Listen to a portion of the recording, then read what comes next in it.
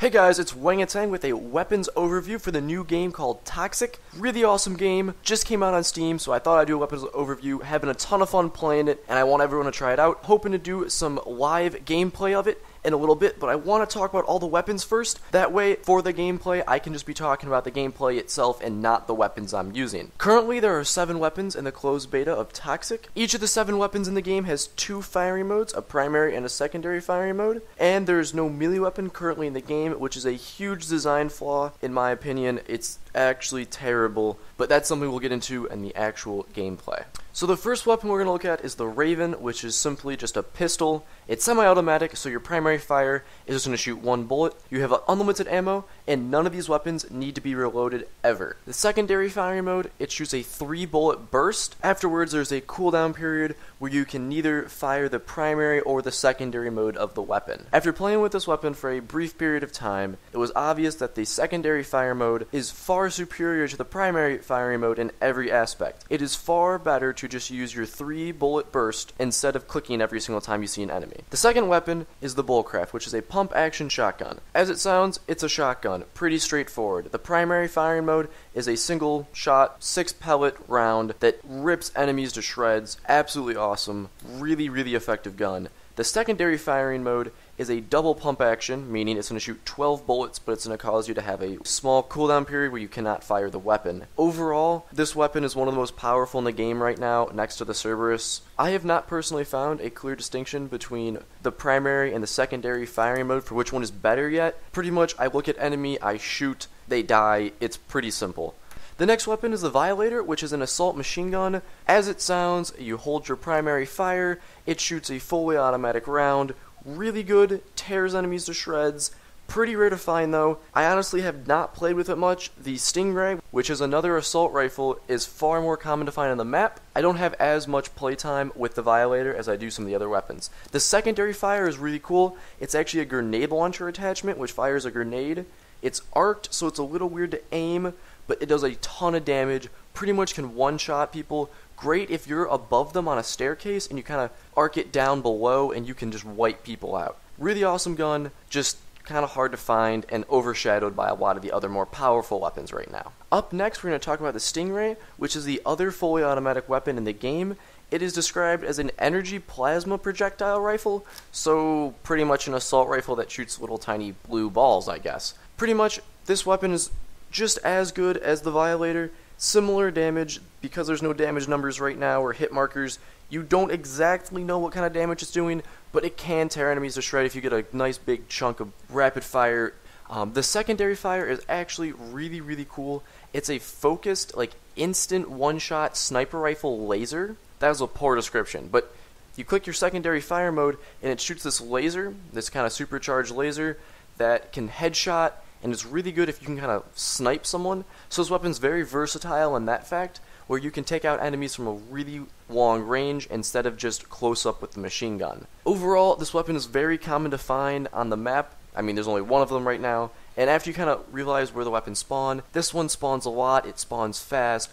This weapon is still overshadowed by the Bullcraft and the Cerberus, but overall is a very solid weapon and a great one to have, especially if you only have the pistol with you.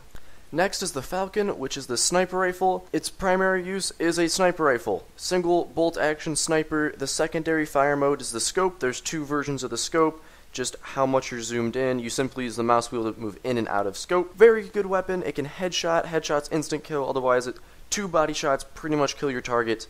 Right now, it's almost better to no scope everything, because the only map out is very close quarters. It's hard to be zoomed in and staring down a corridor. If the map was more open, this weapon would be much more powerful. Second to last is the Dragoneer, which is by far the worst weapon in the game. It's this shitty flamethrower that has a super small range. Whenever you're firing it, you can't really see where you're aiming, so you kind of just spam mouse 1 and walk towards people, which is a terrible game design. If anyone plays TF2, WM1 Pyro is the biggest comparison I have. So obviously, mouse 1, or your primary firing mode, is just fire. You walk towards people with fire. The secondary firing mode is kind of cool. It's a charge of fire in this case. What you do is you hit your right mouse, it's going to charge up a flame, and then once you click left mouse, it's going to shoot that flame out, and catch everything on fire. I could see this weapon being useful in a 3v1 scenario. However, most combat is 1v1, and it's far enough away that the flamethrower's reach just isn't there. It doesn't do damage. There's not really an afterburn effect to it. It's just overall useless. The weapon is only found in one of the spawn areas, meaning a lot of times you either start with the Raven or the flamethrower as their starting weapon. Honestly, I would rather have the Raven over this just because the Raven has some range. I mean, this weapon is so short range, I can't see when I'm shooting it. It's kind of painful. So overall, I see a lot of potential in this weapon as maybe like a defensive weapon in some other game modes, but in team deathmatch and deathmatch, it's absolutely useless. It's really hard to use. It's bad. So the last weapon is the Cerberus, which is right now the most overpowered weapon in the game. This is a rapid-fire rocket launcher, and I love the fact that it's a rocket launcher. I love the Quake feel I get from this weapon. It's a rapid-fire rocket launcher that can one-shot things.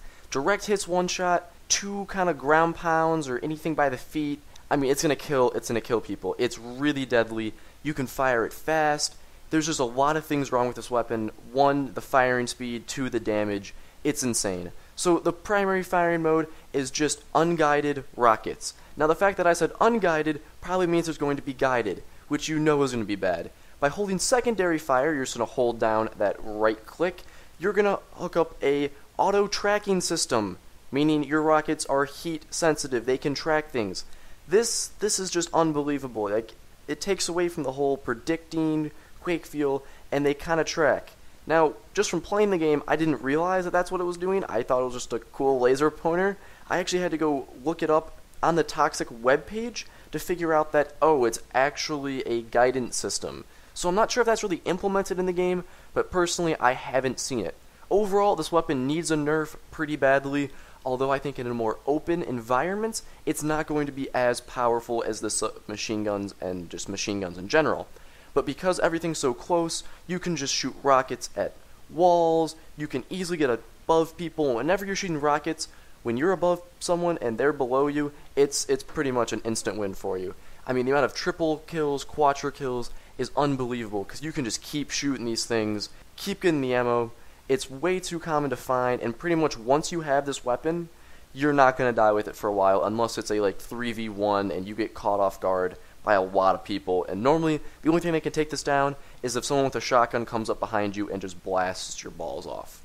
The only other thing I want to talk about that's not really a weapon in this video is the invisibility. Now, I don't exactly understand how the invisibility works into this game, but all I know is it's kind of there, kind of not. You pretty much have like 2 seconds in total of pure invisibility, but you can also kind of be seen. So it's not quite enough to be sneaking around the map, but you can kind of turn a corner, go invisible, and lose someone who's chasing you. Now, of course, if you need to kill someone with a Cerberus, get your shotgun, turn a corner, go invisible, they walk around the corner, boom, they're dead. It's going to be interesting to see how this invisibility is balanced.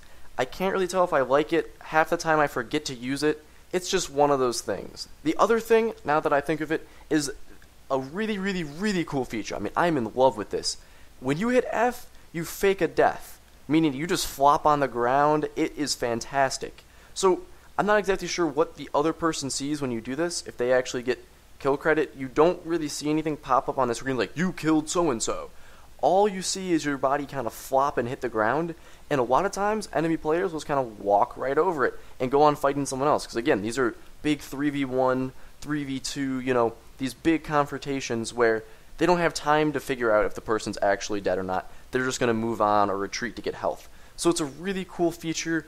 I absolutely love the fact that you can fake your deaths. Not so much the invisibility part, but either way. Great, great things in this game. Really looking forward to it. Totally worth $17 right now. Maybe a little less, but, you know, it's early beta. I see so much potential in this game. I know that the developers are going to be working on this. It's not some free-to-play bullshit. There's no rank-up system. Overall, super solid game. Totally suggest you go get it. I'm going to go back to playing, hopefully get a live gameplay for you in a second here. So I'll leave you guys with this. Hope you enjoyed. Catch you next time. Peace out.